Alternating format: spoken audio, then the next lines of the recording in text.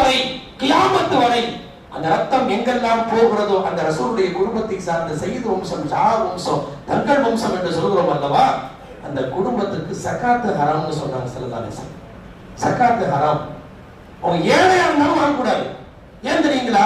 சகாத்துல என்ன அர்த்தம்? 100% 2.5 கழிச்சிடணும் இல்லையா? 97 சுத்தப்படுத்தல். சகாத்துல சுத்தம் அர்த்தம். சகாத் என்ற அரபி வார்த்தைக்கு சுத்தம் என்று பொருள். அது நம்மை அறிந்தோ அறியாமலோ செல்வத்தில் கலக்கக்கூடிய கலப்படத்தை, அசுத்தத்தை சுத்தப்படுத்துவதுதான் ஜகாத் இல்லையா? அப்ப 2% கழிச்சாதான் மீது 97 சுத்தமாகும். ஜகாத் கொடுக்கலன்னா கலப்படமாக ஆகிவிட்டது என்று பொருள். பார்க்க அறிஞர்களை பற்றி விரிவாக பேசியிருக்கிறார்கள். விரிவாக சொல்வதற்கான நேரமும் அல்ல. அதனால அப்படி கலப்படமாக 2 கழிச்சா அது அசுத்தம். அந்த அசுத்தம் வேறு ஏழைகளுக்கு போகலாம், வரிமாக்கர்களுக்கு போகலாம், மற்றவர்களுக்கு போகலாம், இயலாதவர்களுக்கு போகலாம், பக்கீர்களுக்கு போகலாம். ரசூல் குடும்பத்தினருக்கு போகக்கூடாதுன்னு ஸல்லல்லாஹு கியாமத் வரைக்கும் தடுத்தார்.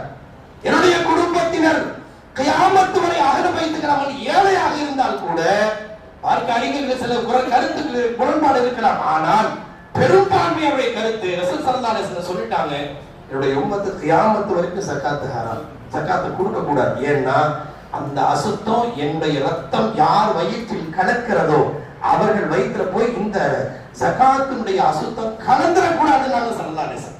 அப்படிப்பட்ட ஒரு மகத்தாக கண்ணியப்படுத்தப்பட்ட ஒரு குடும்பத்திலே நம்ம ஏதோ ஒரு தொடர்பில் அல்லாஹ் யார் வயிற்றிலேயோ பிறந்துக்கலாமேங்க. அல்லாஹ் நம்ம இந்த குடும்பத்தில் இந்த பெற்றோரின் தொடர்பில் இந்த வழியின் தொடர்பில் நம்மை பிறக்க வைத்திருக்கிறானே, அதற்கு நாம் மற்றவர்களை விட ஒரு படி மேல் சுக்ர் செய்ய வேண்டிய பொறுப்பில் நாம் இருக்கிறோம். மற்றவர்களை விட ஒரு படி மேல் அதிகபட்சமாக நன்றியை செலுத்த வேண்டிய கடமையிலே நாம் இருக்கிறோம்.